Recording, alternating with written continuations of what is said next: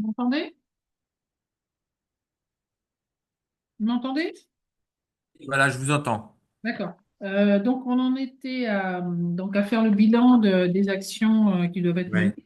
Bah, c'est vrai que ça implique quand même beaucoup le conseil syndical qui doit être actif en fait dans ces domaines-là, parce que tout dépend de lui en fait, hein. Si on a un conseil syndical mou qui n'intervient pas ou qui Ah attend bah la oui. fin de l'année pour contrôler, c'est vrai que la difficulté va être que le résultat sera quasiment nul, puisque c'est Mm. pas une fois par an qu'on contrôle l'activité d'un syndic, c'est quasiment en permanence. Donc ça peut être tous les 3 mois, tous les 6 mois, mais en tout cas, c'est pas qu'une fois par an. Sinon, c'est trop tard. Mm.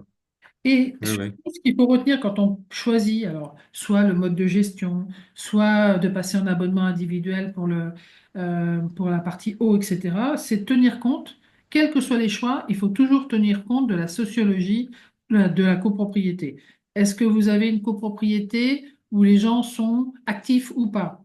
Est-ce qu'ils sont présents aux assemblées ou pas? Mm. Et Mm. est-ce qu'ils payent correctement leurs honoraires ou est-ce que vous risquez d'avoir des impayés? Il faut anticiper sur les impayés et notamment quand on vote des travaux, il faut s'assurer que tout le monde est au même niveau pour pouvoir les payer. Et si ce n'est pas le cas, ne pas hésiter à prendre le prêt collectif parce que le prêt collectif, il permet d'avoir les fonds au niveau du syndicat dès le début des travaux et c'est à la personne ensuite de rembourser à la banque l'emprunt ou de rembourser quand elle va vendre, parce que vous avez des prêts qui sont aussi à rémérer, c'est-à-dire des prêts où on ne vous demande le paiement, le remboursement du prêt qu'au moment où vous allez ou vendre ou au moment de la succession. Et Mm. ça peut être une solution pour les Ouais. personnes âgées qui ne veulent pas investir sur 5 à 10 ans parce qu'ils ne savent pas s'ils seront là à cette époque-là.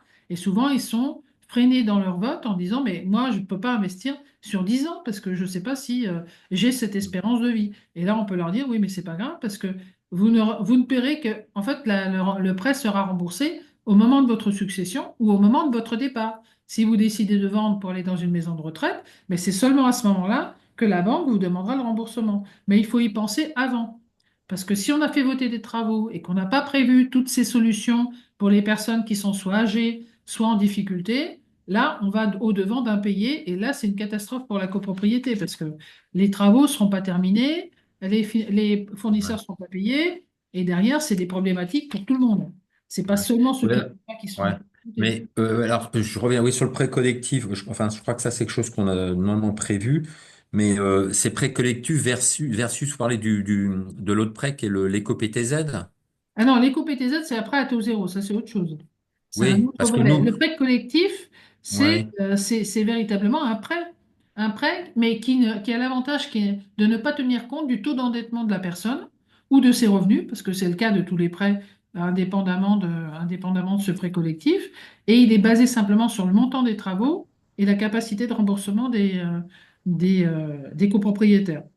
Donc après, ça peut s'adapter en fonction des copropriétaires. Les montants mensuels à rembourser peuvent être différents, voire même pour certains reportés, je vous dis, à une vente ou à une Ah succession. oui, oui, parce que c'est vrai que je m'étais renseigné pour les personnes âgées, euh, comment dire, bon, enfin, même s'ils prennent un prêt, même un éco-PTZ, ça peut être réglé lors de la succession, hein, si la personne Oui, tout est, à fait. Mais ouais, l'éco-PTZ, voilà, c'est un prêt à taux zéro. Le prêt ouais. collectif, il y a un intérêt. C'est pas un prêt à taux zéro. Oui, oui, c'est vrai, le prêt collectif, le taux est, je crois, même de Il est faible, 4%. mais il existe. Alors que dans le PTZ, il est à zéro. C'est un prêt à taux Ouais. zéro.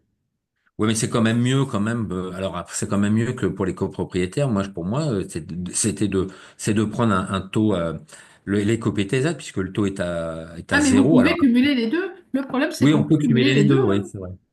Ouais, Effectivement, il ouais, faut mais privilégier le prêt à taux zéro, mais ça suffira pas toujours. ouais, ben, on peut aller, j'ai vu, on peut aller jusqu'à 50 000 € en éco-PTZ maintenant. Oui, mais pas tout le monde, ça dépend des revenus.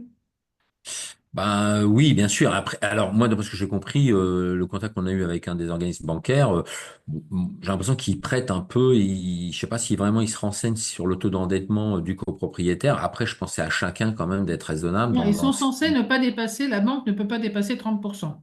Ouais, c'est ça, trente pour Alors que cent. le prêt collectif permet d'aller au-delà de 30%. Ah oui, d'accord. C'est-à-dire que D'accord. quelqu'un qui a déjà pris un emprunt pour de la copropriété, l'achat de son lot, effectivement, il n'aura plus de marge de manœuvre auprès d'une banque classique. Avec le prêt collectif, il pourra augmenter son taux d'endettement, avec les risques qu'on vient de voir, hein. Ouais, enfin, augmenter son taux d'endettement, effectivement, mais ça veut dire ce qu'il peut aussi négocier, c'est un décalage dans le remboursement aussi, Oui, c'est ça? oui, oui. Après, il peut adapter avec la banque ses modalités, même carrément prendre un réméré en disant je paierai quand je vendrai. Ah oui, d'accord. D'accord. Ça, je savais pas ça sur le prêt collectif, faut que je me renseigne à nouveau, là. Oui, non, mais c'est la banque qui ensuite devra négocier avec chaque copropriétaire des taux. Le taux sera le même, mais les modalités de remboursement seront forcément différentes Ouais, entre chaque ouais, copropriétaire, parce que là, c'est ouais, un ouais, contrat direct entre la banque et le copropriétaire pris individuellement. ouais, d'accord. Mais disons que l'inconvénient du prêt collectif, c'est que le taux n'est pas à zéro, il est à 4, donc ça Là, le prêt peut. collectif, il n'est pas à taux zéro, mais le prêt Non, à non, je taux sais. zéro, il Ouais. ne bénéficie pas à tout le monde, et d'une, tout le monde n'y a pas droit à 50, à 100%, au taux Mm, maximum. Donc, mm, quand ça ne suffit pas, effectivement, il faut prévoir derrière un prêt collectif pour prendre le relais. mhm, mhm, mhm. Est-ce que le plafond, D'accord. c'est une chose, mais tout le monde n'a pas droit au plafond. Il y a quand même des Oui, oui. conditions pour les obtenir. Donc, il faut prévoir ceux qui ne seront pas exactement au plafond et qui vont en bénéficier partiellement, mais pas suffisamment. Mm, Donc, en fait, s'il y a un mot d'ordre en matière de copropriété pour faire des économies, c'est l'anticipation. C'est-à-dire qu'il ne faut pas ouais. attendre d'être au pied du mur pour se dire qu'est-ce qu'on fait maintenant. Il faut vraiment, dès maintenant, faire un état des lieux de ce qu'on a fait et le faire régulièrement. Parce que c'est pas parce qu'on a négocié un contrat il y a 5 ans qu'il faut se dire bah, c'est terminé, on n'a plus rien à faire. Non, Mm, ça nécessite d'être revisité régulièrement. Alors, pas tous les ans, mais au moins à chaque échéance, voire tous les 5 ans, parce que tous les 5 ans, ça change. En plus, en ce moment, ça change très, très vite. ouais. Donc, il faut pouvoir le faire au moins tous les 5 ans pour Mhm. les gros postes. D'accord. Voilà, je ne sais pas si vous avez d'autres questions. Non, j'ai pas d'autres questions. Là, je note ce que vous me disiez sur le prêt collectif. Je crois qu'on regarde ça effectivement, parce que effectivement, là, on est joué à une copropriété où on n'est pas une copropriété fragile, très Mhm. fragile. Mais c'est vrai, dans le cadre des travaux, c'est un risque qu'on peut prendre avec des gens qui ont déjà un crédit, hein, voiture et autre chose, je sais pas quoi, et de se dire, oh là là, mais je vais pas pouvoir payer, m'endetter encore plus. Oui, Voilà. et vous allez avoir des Ouais. gens qui peuvent entre-temps divorcer, se retrouver seuls, et Bah, c'est on a déjà des gens effectivement qui se sont relogés chez nous, je veux dire, qui sont voilà, et qui sont souvent des familles séparées, hein, Eh c'est-à-dire oui. que Donc là, il faut voilà. tenir compte aussi de cette difficulté-là, hein. Ouais, C'est que ouais, vous ouais, n'avez ouais. qu'une seule tête sur le prêt, alors que quand il y a un couple, le risque est déjà moindre. Mais le prêt collectif, on est solidaire entre copropriétaires? Alors non, les copropriétaires ne Non. sont pas solidaires des dettes des autres copropriétaires. Ah oui, c'est C'est ça, oui, oui. l'intérêt. C'est que chacun Ouais, est solidaire que pour lui-même. C'est-à-dire qu'il ne il ne ouais. doit son emprunt à la banque que pour le montant qu'il a emprunté. Mhm, mhm. Ouais, Donc d'accord. tout le monde peut avoir un montant différent. Vous pouvez en avoir un qui va demander 50 000 € et l'autre 10 000 €. Oui, c'est ça, ouais. Ouais, ouais. Non, mais ça, c'est vrai que c'est un point important parce que sinon les gens risquent de voter contre les travaux et Ah que oui. on arrive à une majorité de gens qui disent bah oui, nous on voudrait bien, mais on peut pas, donc on vote contre. Non, Voilà, non, parce mais que c'est pour ça qu'il faut trouver les solutions avant et les proposer ouais. en même temps que le vote des travaux. Oui, oui, bien sûr. Ça, on a ce qu'on appelle un AMO dans notre